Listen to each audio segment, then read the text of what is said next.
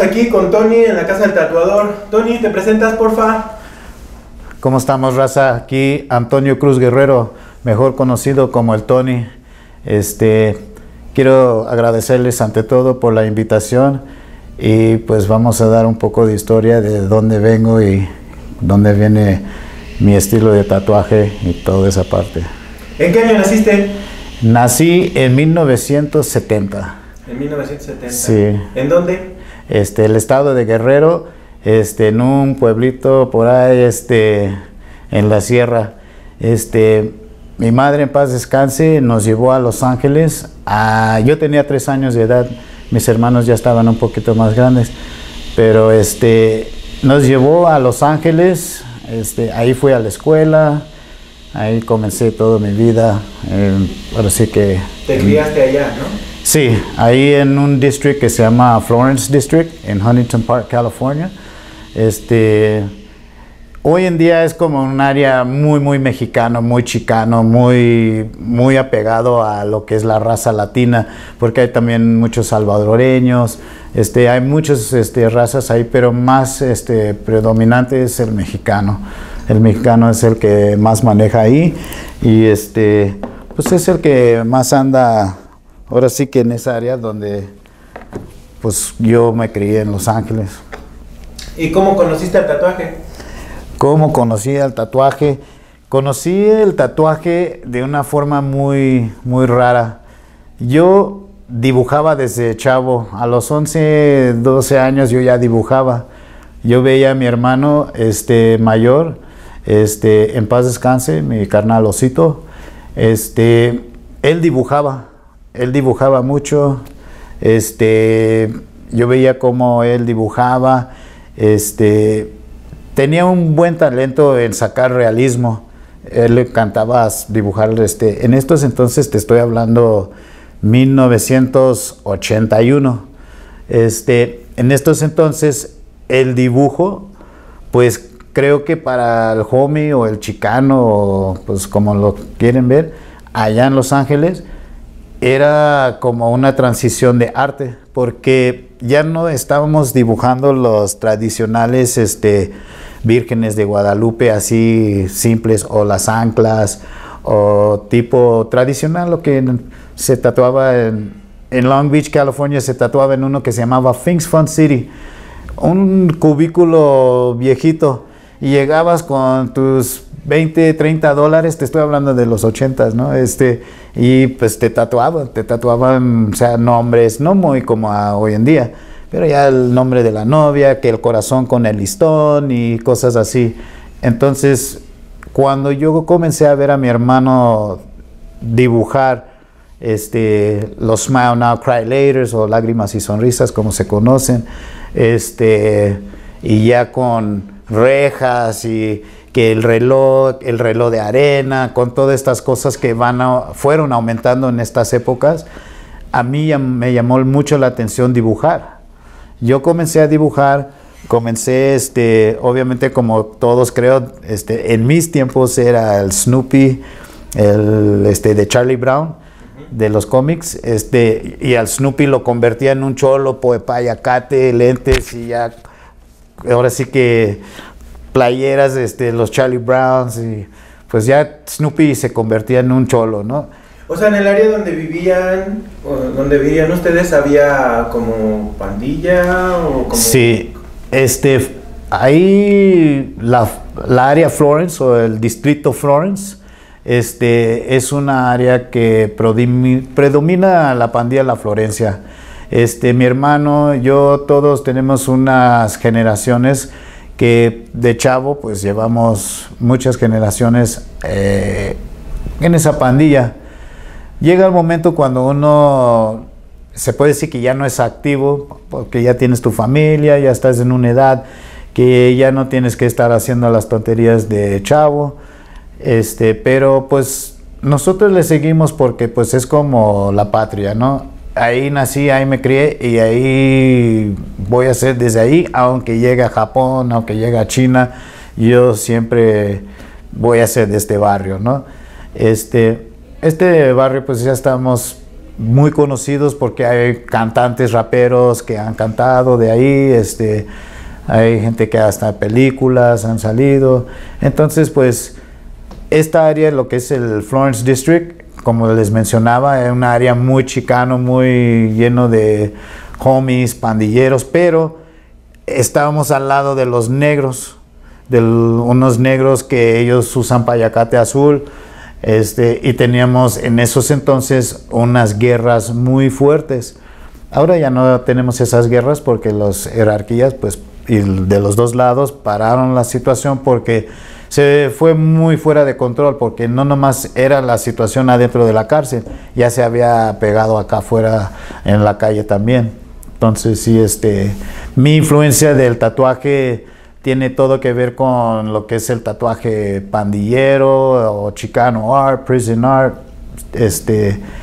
Yo lo considero más prison art, ¿no? Y ya puedo explicar un poco por qué. Prison art es arte de prisión. En la época que nosotros conocemos como los 70s del tatuaje, de nuevo menciono los anclas, ese tipo de tradicional, las dagas. El biker y el de marinero, ¿no? Exactamente.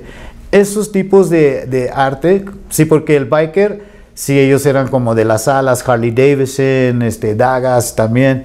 Pero Harley Davidson era un poquito después, ellos también convirtieron como en los finales de 70s, de los años 70s, entrando a los 80s, porque ellos su forma de poner sus tatuajes ya era al estilo prison art, pero de los anglosajones, ¿no? Ellos eran los que usaban unos símbolos que a lo mejor hoy en día ya todos lo usan, pero ellos usaron unos símbolos, el chicano usaban otros símbolos, se hicieron como una fusión de tipo de arte en estas dos fusiones.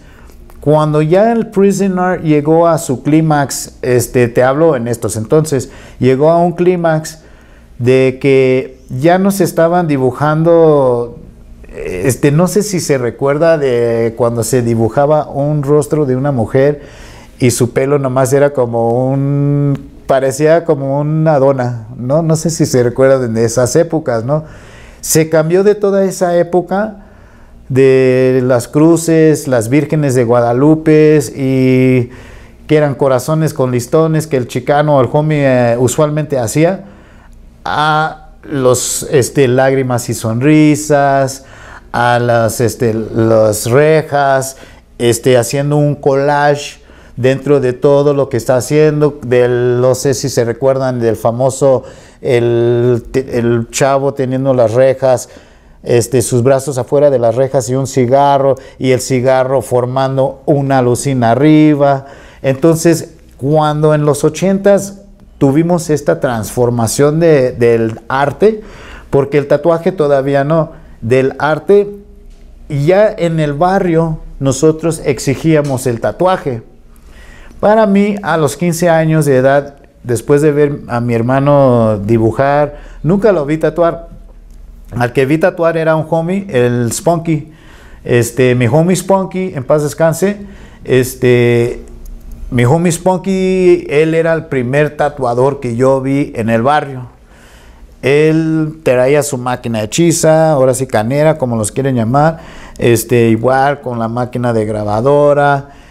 Ellos eran un poco más ingenuos, sí buscaban pedazos de metal para doblar en vez de una cuchara, porque la cuchara luego pesaba mucho, entonces se buscaba para hacerlo más livianito.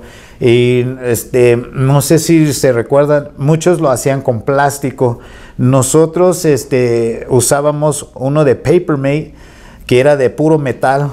Le quitábamos todo lo de adentro y ya nomás quedaba como de metal y la punta de metal. Entonces eso lo podíamos, obviamente no sabíamos nosotros de higiene o de autoclaves y todo eso, pero sí teníamos una noción de meter esa punta de la pluma en un alcohol, dejarlo hirviendo un rato, o sea, alcohol con agua, dejándolo hirviendo. Según nosotros, pues era lo que más pensábamos en esa época, que era higiene. Entonces, pero él sí tenía una máquina que si lo vieras, pues, se veía padre. Ya pasa esta situación que yo veo a él tatuar, pero a mí lo que me llamó más la atención de tatuar, cuando yo regalé un dibujo mío a un homie, con nombres diferentes y todo, y él se lo prestó a otro homie que se lo tatuó. Yo ya cuando vi mi dibujo dije, pues si yo dibujé eso, ¿no? ¿Quién te lo hizo? ¿Y quién? O sea, ¿cómo fue? Y todo eso. Y me dice, no, que el homie me dio una copia y fui acá con el homie, lo tatué, digo, a tatuarme, me cobró tanto y acá, pero obviamente todo fue allá en Los Ángeles, ¿no? Ya, pero a mí no me importaba lo que pagó, lo que se hizo. A mí lo que me llamó la atención era mi dibujo en su piel y cómo lo que yo hice llegó a la piel de alguien. Y mi hermano me dijo, ve con el homie Spunky para que te enseñe a hacer una máquina, para que te enseñe dónde comprar el papel ectograph, porque todavía eso era en nuestros entonces, ¿no? Ya pues voy a la casa de Spunky me ve como diciendo, no, homie, es que tu mamá me va a regañar y tu hermano, pues sí, él fue el que me mandó y mi jefa, pues no, pues ya sabes que uno rebelde con la jefa y aunque fue muy raro también con mi jefa, pero eso lo platico en un minuto, ¿no? Pero yo cuando lo convencí de dejarme aprender de él no sabía dibujar muy bien. Y él me decía, va, yo te voy a enseñar, pero tú me vas a hacer mis dibujos. O sea, cuando vengan vas a hacer los nombres, vas a hacer que las letras, porque yo pues el dibujo lo traía como muy dominado a una pequeña edad. Y ya comenzamos con el dibujo, me ayudó a hacer mi máquina. Todavía no me atrevía a tatuar porque pues sí me daba miedo tocar la piel y la máquina. Pues mi primer tatuaje con esa máquina que hice, a lo mejor no se ve muy bien. Ya no se distingue, es esta. Y la famosísima Mom que todos hacíamos en esos entonces, ¿no? Ya cuando me hice esos tatuajes, pues fui con otro homie y otro homie y otro homie y todos pues ya querían sus nombres de sus chavas. A mí me tocó una época de letras, o sea, de letras góticas, de letras de la pandilla, todos, o sea, fue como el fenómeno de letras. Entonces a mí me tocó esta época de estar haciendo letras de la pandilla, de nuestra pandilla que representábamos en Los Ángeles. Entonces a mí se me hizo muy padre porque pues yo a los 15 años no ganaba mucho porque ni cobraba, no sabía ni cómo cobrar, ni cómo pedirles dinero, pero de ellos les salía, no, para que te compres una playera, una camisa, unos Converse o X, ¿no? De este punto, pues a los 15 años tuve yo unas situaciones con la ley, fui a la cárcel. Mi primer cárcel fue de 3 meses, salí, otro de 6 meses, bueno, eran tutelares, pero por desgracia y por ventaja, todos me servían para el dibujo, porque yo entraba y dibujaba como loco, y cuando dibujaba, yo vendía todo o sea, mi mamá nunca me tenía que llevar cosas. Yo agarraba, dibujaba los sobres, que la tarjeta de San Valentín, o que Día de las Madres, o sea, que el cumpleaños. Entonces yo en cartas y sobres, yo dibujaba como loco. Salía y con más energía a agarrar la máquina. Entonces yo ya salía con más ideas, hasta dibujos ya guardados. No sé si se recuerda, nosotros guardábamos patrones o sí, ¿no? Patrones. El puro delineado, ¿no? De un dibujo. Y yo tenía mi puño de patterns para salir a echarlos a todo el barrio, a letras, agarraba la gótica como casi lo que se hace hoy en día con la letra, ¿no? Es que hay gente con la letra que se discuten bien. Pero obviamente yo en la época de gótica, porque era la que más se manejaba, era Old English. Ya cuando salía de estos lugares, me ponía a tatuar, Ya llegó una época que mi mamá me dijo, ya te tienes que ir a trabajar, no estás ganando dinero y no estás haciendo nada con tu vida. Entonces fui con mi abuelo un rato a trabajar los techos, roofing. Yo no era de roofing, yo no era de un patrón, yo no era de que me estén gritando. Pues no funcionaba yo así. Yo le dije a mi abuelo, gracias abuelo y gracias por todos los sermones que me dabas y todo, te entiendo, pero el roofing no es para mí, ¿no? Sí es muy pesado el roofing. Entonces yo me enfoqué en el tatuaje. ¿Pero te acuerdas cuál fue el primer tatuaje que hiciste? En la piel, unas letras, la Florencia, en la panza de una, casi como las que tengo, así, casi como esas, pero obviamente estas están más mejores hechas. Yo, fueron mis primeras igual, casi las mismas, pero en ese entonces te recuerdas que el Old English era que de doble, y yo hice estas como personal, porque cuando hacíamos los Old English antiguas, pues uno en esa época no sabe, ¿no? Pero la tinta con los años tiene la tendencia de, ahora sí que expandirse en la piel, por el tiempo que lleva, no es porque uno lo tatuó mal, pero el tiempo, si tú ves un tatuaje de los 70s ahorita hasta a lo mejor ni se reconoce bien, porque se ha expandido tanto, ¿no? Pero aprendí y veía que otros homies que se tatuaban las letras, la línea de en medio siempre se juntaba o se hacían muy gruesos las líneas y ya no, sí se veía bien al principio, pero ya con el tiempo, pues ya veías que no era muy bien así. Entonces, yo como dominé letras eran mis primeros tatuajes, ni hacía rostros, ni hacía flores, ni hacía los típicos, no sé si se recuerdan los cruces con los listones, hoy los conoce como vida locas, pero en ese entonces, pues sí era para un difunto. O sea, cuando se ponía era un RIP y ya ponías el RIP y el nombre de la persona y eran para eso. Luego se cambiaron a ponerse la que vida loca y eso, que la mafia, que todo eso, pero pues sí y no, ¿no? Sí era parte verdad y aparte como ya, como nos agarramos de ahí también y le seguimos, ¿no? Entonces, mis primeros tatuajes sí fueron letras. Mi primer rostro fue una cholita payasa. Hoy ya no se hacen igual, ¿no? Pero en esos entonces se hacían con unas formas de pelo muy distintas a la que se hace hoy. Todo era como una forma muy distinta, muy antigua, ¿no? Pero pues yo comencé, mi primer rostro era una payasita.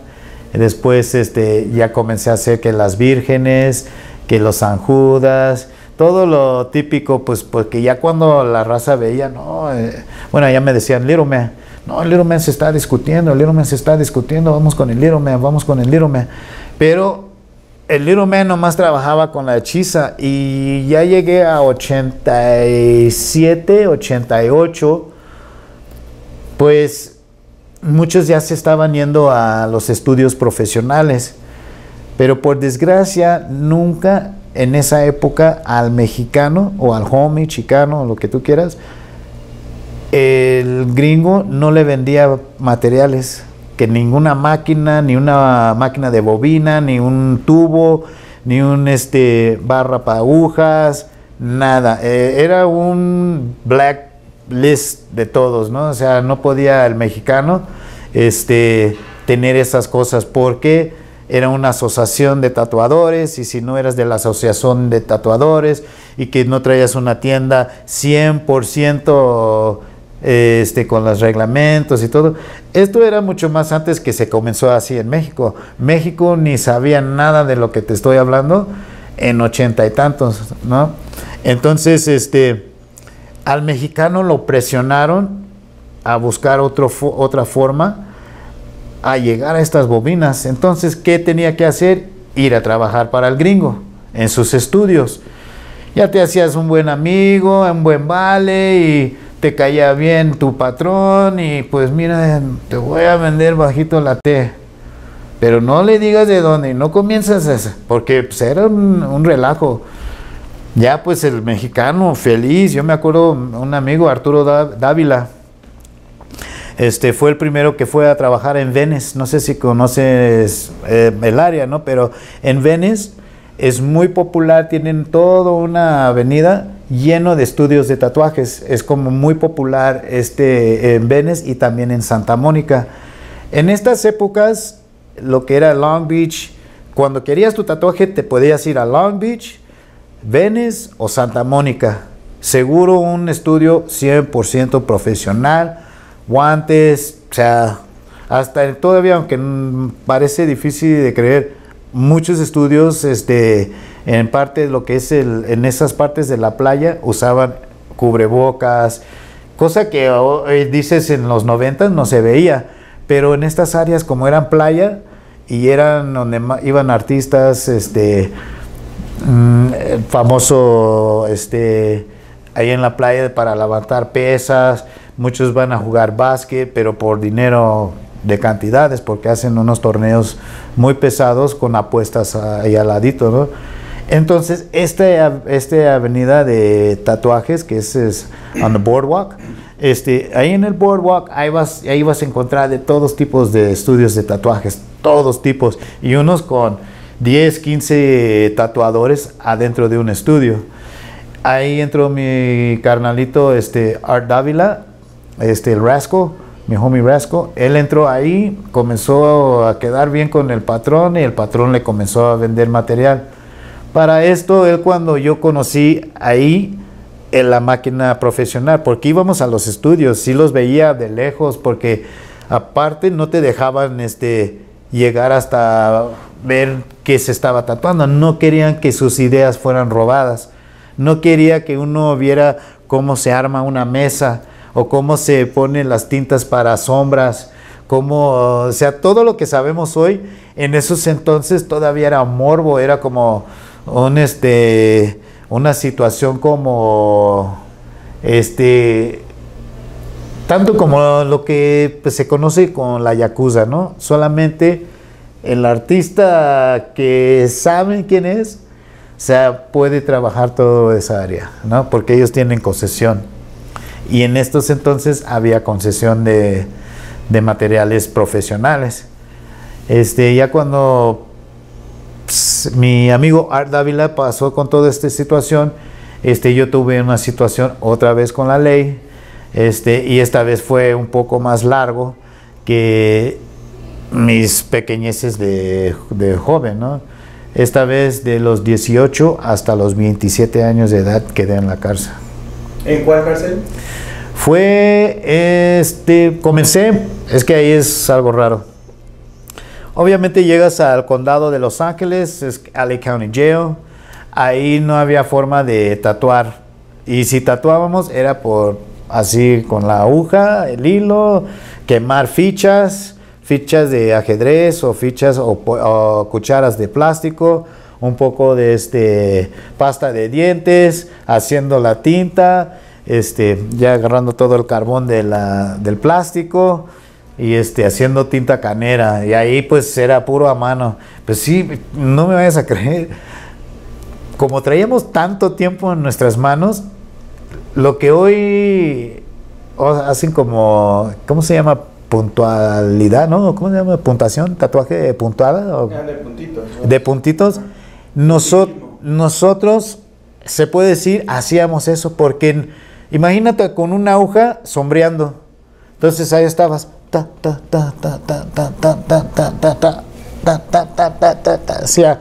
haciendo todo lo posible que esas puntitas formara la sombra.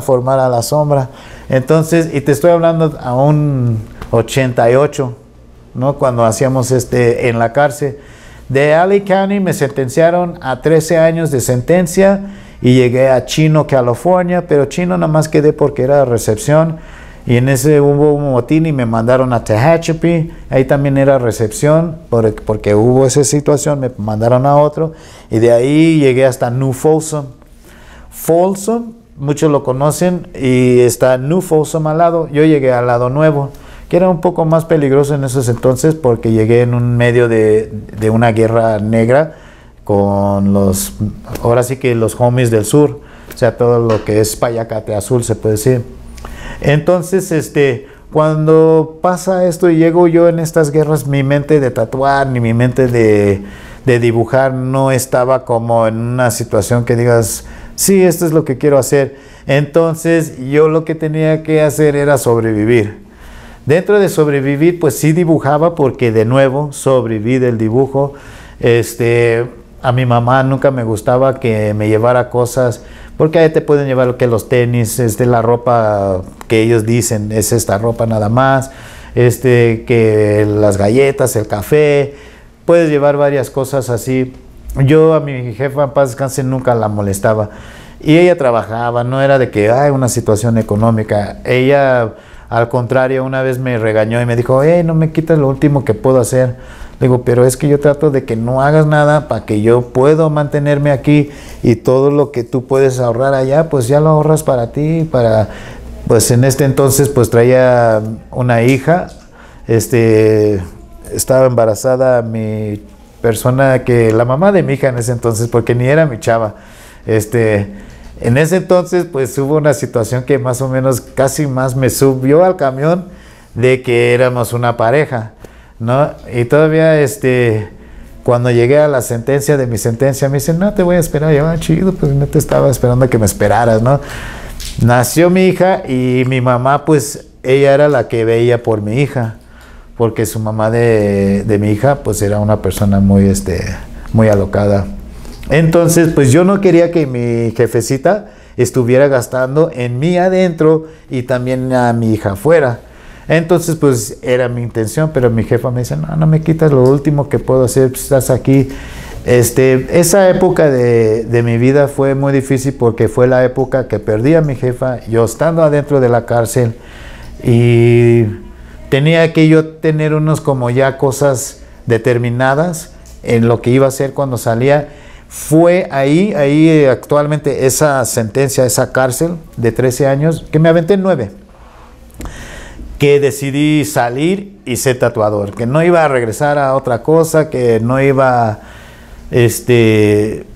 yo había aprendido a hacer muchas cosas, a cocinar perico, vendía mota, vendía heroína. En la situación de pandillerismo, pues nosotros tomamos el barrio y ganábamos del barrio. Entonces, yo el tatuaje, como no lo manejé mucho como profesión, no le agarré la seriedad, y cuando llegué a la cárcel por esos 13 años que les menciono, fue por todo lo que estaba haciendo, pues todo estaba haciendo mal, o sea, estábamos, sí, conquistando el barrio, y todo era nuestro, la droga que se vendía era nuestra, y que las putas que taloneaban eran nuestras, todo era nuestro, y trabajábamos para la gente adentro de la cárcel, y no había como una razón que yo tenía que trabajar ni tatuar o nada. Pero llegó esta situación, esos 13 años, vi todo lo que estaba pasando adentro con las pandillas, y mucho odio, mucho racismo, muchas cosas que dices, chale, sí. Yo en el barrio luego conocía a unos negritos y me las cotorreaba con ellos, ¿no? Y hasta cuando el rap también salió en esta misma época, pues a mí me gustaba, yo bailaba break, pop y todo ese rollo, ¿no? De lo que salió en esa época. Entonces yo tenía muchos amigos negros. Tengo familia mitad negro y mitad mexicano, de mi tía. Y ellos, pues, ¿cómo los voy a odiar? O sea, son gente que desde morros jugábamos, peleábamos, hacíamos lo que hacíamos, pero son mi familia. Entonces, yo iba con otros negros de Payacate Rojo, y uno de ellos se casó con una de mis primas. Entonces yo realmente no me veía en esa guerra, no me veía como peleando por algo que no creía yo que era justo, pero lo que pasaba, que ellos sí se estaban pasando de lanza un poco con nuestra raza en la cárcel, en la calle. Entonces no hubo de otra, es defender a tu raza, porque desgraciadamente muchos paisanos venían de aquí para allá y se dejaban se dejaban, muchas veces decían, los cholos, no, los cholos sí los regañábamos, ponte verdes, porque estás viendo lo que están haciendo, no, es que, no, ponte, o sea, quítate lo chundo y ponte verdes, ¿no? Y sí, unos comenzaron, hasta se formaron una pandilla paisas, ¿no? Puro paisa, que imitaban lo que hacíamos nosotros, pero no era porque queríamos. O sea, mi primera relación en una situación racial, yo iba saliendo con mis mismas primas, que en esos entonces se veían como mexicanos negros, ¿no? Y pasó una camioneta, bajaron unos negros y fueron por mí. Yo no era pandillero todavía, o sea, tenía 11 años, creo, 11 o 12 años. Yo les dije a ellas, corren, y ellas se fueron corriendo. Y pues yo con mi mochila, según yo, parándolos, y nada, me dieron una mega putiza ahí, ¿no? Fue mi primer situación racial. Y de eso, pues, fue a como yo entré a la pandilla. Porque llegué a la casa, me vio mi hermano, mi jefa, todo pulpo, todo mal. Y él ya era pandillero, él ya andaba ahora sí que en los ramos pandillereando ahí por allá. Y me dice, no, vamos, nos subimos a un carro y pasamos, no los encontrábamos. Y pasó días y un día yo voy solo caminando. Y veo la camioneta, veo hasta ellos ahí chupando afuera, levantando pesas. Así tipo escenarios, si ves las películas de Boys in the Hood y todo eso, así es, no es una mentira. Ya los veía y yo que pues agarro y me doy la vuelta y regreso a mi casa y le digo a mi hermano, ya vi dónde están.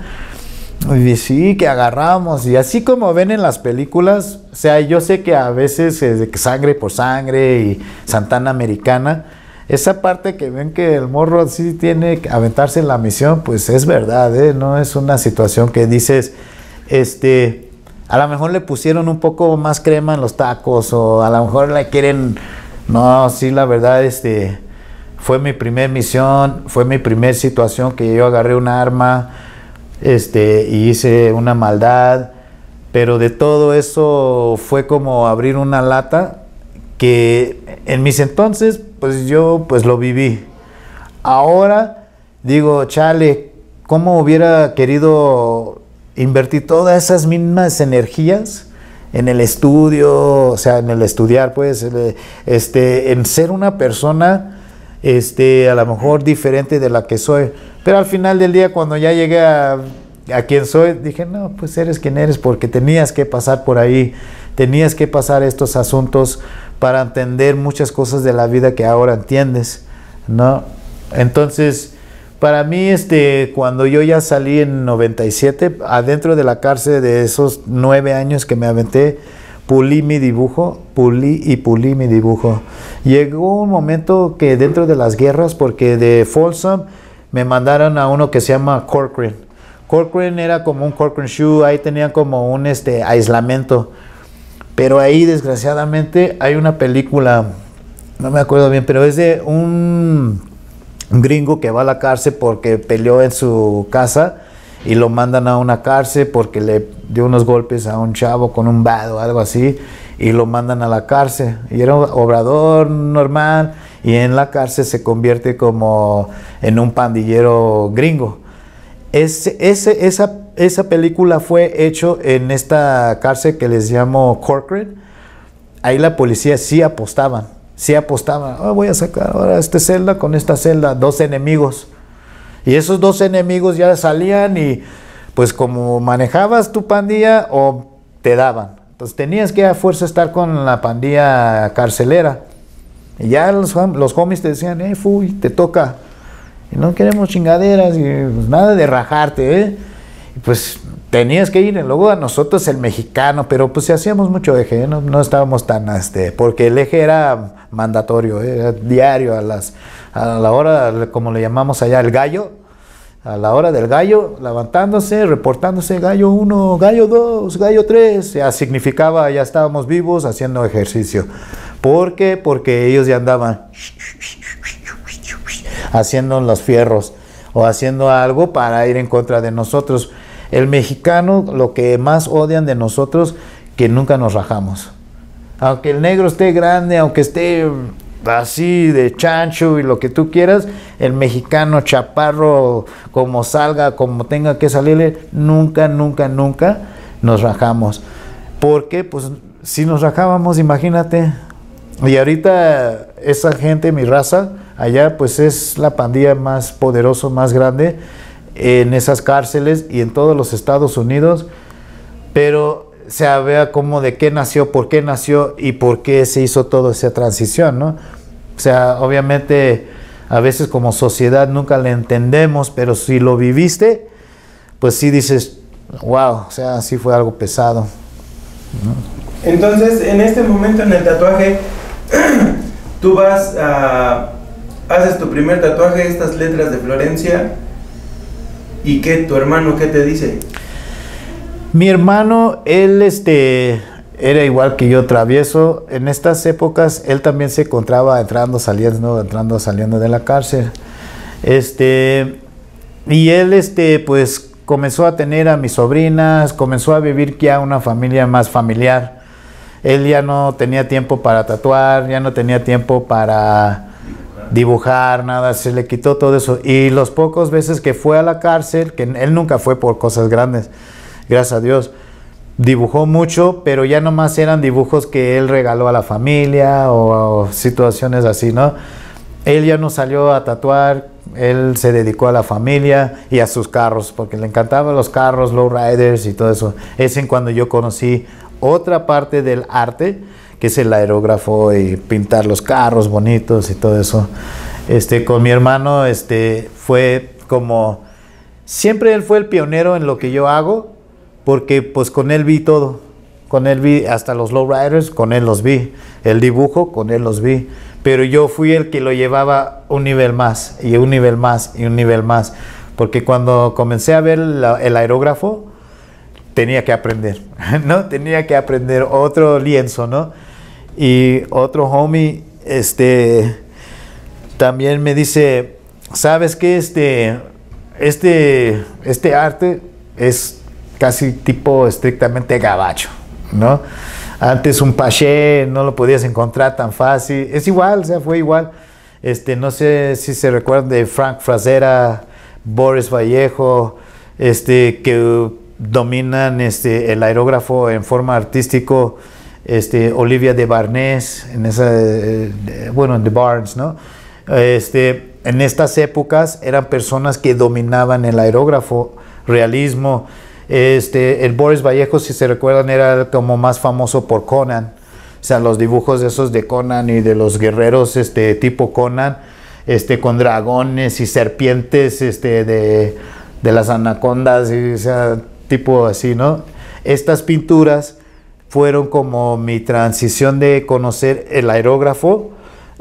Pude dominar el aerógrafo y ya con el tatuaje, pues yo ya estaba como el arte ya no tenía. Por eso cuando, perdón, que brinco de épocas, por eso cuando decidí a salir de la cárcel, de mi última cárcel en los Estados Unidos, de los 9 años que me dieron los 13, cuando decidí salir y convertirme en un artista, fue porque yo me acuerdo de todo lo que yo estaba haciendo afuera, que tenía que estar en eso, y estaba yo al otro lado de la moneda, al lado negativo, conquistando el barrio. Entonces, yo cuando comencé, no sé, en la cárcel yo pedía libros de anatomía, cómo dibujar la anatomía, cómo dibujar la mano, cómo dibujar el rostro. Yo me convertí como en mi propio profesor, mi propio estudiante, de mejorar mi dibujo, todo el realismo, animales, flores, rosas, que ya más realísticos, ya no los choleros que parecían lechugas, ¿no? Y ya transición que yo comencé a armar era para esto, porque en paz descanse mi jefa, la última visita que me fue a ver, o sea, la vi mal, me hizo hacer muchas promesas, ¿no? cuando salgas, forma tu familia, ya haga esto, haga una carrera, haga esto. Yo a lo mejor cuando salgo, así no voy a estar. Y yo, ¿cómo no? Y no, pues hay que ver las cosas como son. Yo no llevo muchos años de vida. Por favor, prométemelo. Y pues lo prometí. O sea, yo tenía que prometerle algo real a mi jefa, algo que de morro nunca pude yo hacerlo porque nomás le causaba yo problemas. Aunque sí traía dinero a la casa, porque la verdad una de las cosas que yo me manejaba bien era llegar a la casa y a la jefa, porque tuvimos situaciones económicas muy escasos y pues una las ve llorando y las ve como diciendo, o sea, cómo la saco y cómo la saco y cómo la saco. Y yo, como si el tatuaje no me pagaban, pero dije, no, pues no me van a dar dinero de aquí. Y yo comencé a vender cigarrillos de mota, y luego bolsitas de mota, y luego de bolsitas de a 20, y de bolsas de a 50, de bolsas, y fui hasta llegar, allá se vende por libra, hasta llegar a vender 1 libra, 2 libras, kilos, 2 kilos. Fui tan nato en lo que estaba haciendo. Entonces a mis 13 años ya traía mi bocho, o sea, traía tanta como energía de hacer dinero, pues ya compraba mi carrito, ya compraba, o sea, que mi ropa tipo homie, porque mi mamá no me daba dinero para comprar unos Ben Davis o unos Dickies, ¿no? Ella, pues, bueno, los más apretados, ¿no? Entonces, pues uno tenía que buscar la forma de comprar su ropita y vestirse, pues todos iban bien vestidos, bien homie, y la jefa, pues me quería mandar vaquero, no sé, ¿no?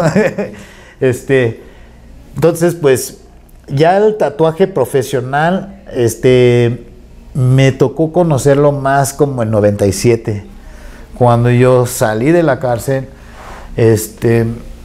Hubo muchos problemas cuando yo salí. Ya en los Estados Unidos, el gobierno, el FBI, estaban buscando una forma de como cerrarle la llave a los cholos, a los homies. Hay una situación de cholo y homie, por eso lo digo los dos, ahorita se los explico. El FBI, cuando hicieron un operativo que allá se le llama RICO Act. El RICO Act significa como delincuencia organizada aquí. Si te agarraban con una palabra de la Florencia 13 en tu piel, cárcel.